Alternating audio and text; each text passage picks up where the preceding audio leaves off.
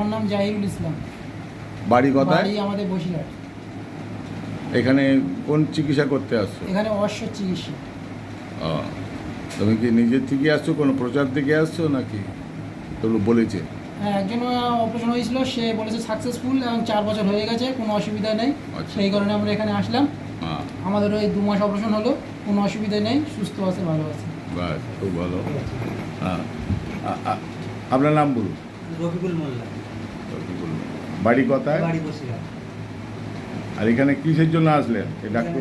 এই অসুর জন্য আসলাম। হ্যাঁ, আপনি কিভাবে আসছেন? চিকিৎসা করার জন্য আছে, এই খবরটা পেলেন কি করে? আমাদের ভাগ্নি জামাই অপারেশনে সুস্থ হয়ে আছে, আচ্ছা, তাই ঠিকানা নিয়ে আমরা আসলাম।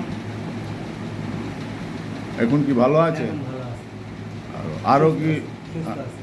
আরও লোকজনের যদি অর্থ থাকে চিকিৎসা করার পরামর্শ দেবেন? হ্যাঁ, অবশ্যই। বাস।